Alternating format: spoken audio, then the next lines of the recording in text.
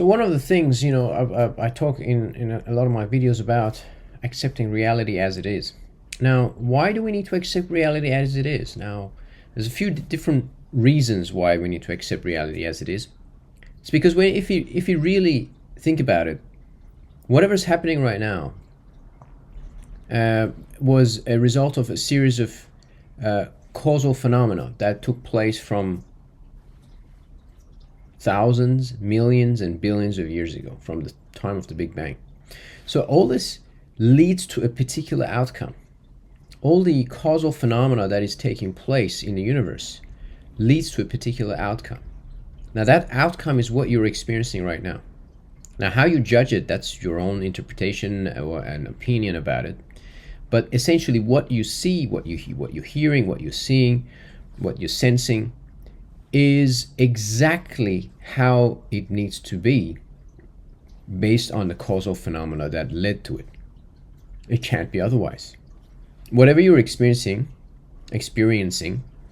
objectively is exactly as it needs to be, because it cannot be otherwise. If you really get that, if you really understand that everything that is happening is exactly as it needs to be based on the causal phenomena that took place from billions of years ago, leading all the way to where we are right now in this present moment, then we realize that anything else is just your likes and dislikes, your preferences, what you believe should be. There's a whole bunch of belief systems that have been aggregated over time from our environment, from our education system, from our parents, from our friends, from our cultures, our own kind of developed, created belief systems about how things should be, which oppose the way they actually are. And so, because there is a mismatch between our beliefs about how things should be and the way they actually are, then we cause ourselves enormous amounts of suffering. How do we transcend that? How do we rise above that? Well, you recognize the fact that your beliefs are not truth. What is truth is exactly what you're experiencing right now. That is reality. That is truth. So question your belief systems about how things should be and begin to observe things as they are, accepting it fully as it is, dropping all resistance dropping all the resistance you have to the reality of the present moment in whatever shape or form it takes, in whatever shape or form it manifests. And then once you do that, once you really fully accept things and you recognize the nature of the mind, it's trying to seek pleasure and minimize pain, trying to seek comfort and reduce discomfort, is always trying to get somewhere, make sense of things. You recognize the nature of the mind, you accept the nature of the mind, you don't try to change the nature of the mind, because whether it's my mind or your mind or anybody else's mind, it's exactly the same. It's exactly the same. It's not different, just the content is different. But the innate nature of the mind is the same. So you accept the mind, don't resist the mind. Don't try to change the mind. The mind loves complaining, blaming, shaming, finding faults, especially in other people. Makes itself feel good, right? It's trying to get a sense of significance. The mind loves to do that. And so recognize the nature of the mind, but don't be entangled in the mind. Don't be entangled in the voice in the mind. It's just a mind. Just recognize it for what it is. It's just a mind, a conditioned mind. It's got a certain nature. It's got a certain kind of way of operating. But when you distance yourself, when you observe it without being entangled in the mind, that's when you gain a sense of freedom from the mind.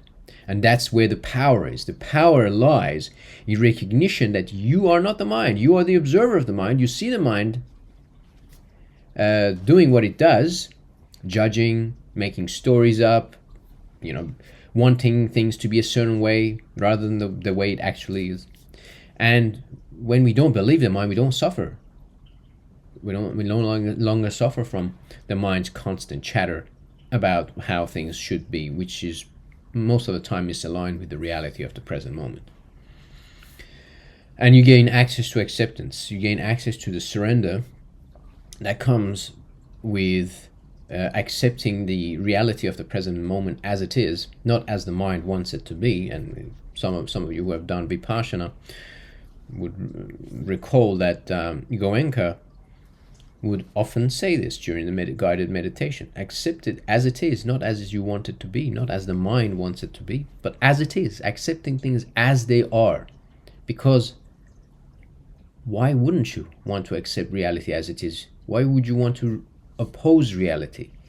Why would you want to oppose reality? Now, some people may say, oh no, but we got to do things to make things better. Of course you can do things to make things better. But first, the first step is acceptance of the present moment as it is, because it is as it is. Opposing it will only create suffering, inner suffering for you and for others. And so accepting it gives you access to a sense of stillness and inner peace. And from that position, then it is much, you're empowered to take positive action towards positive change. Now, it doesn't end there.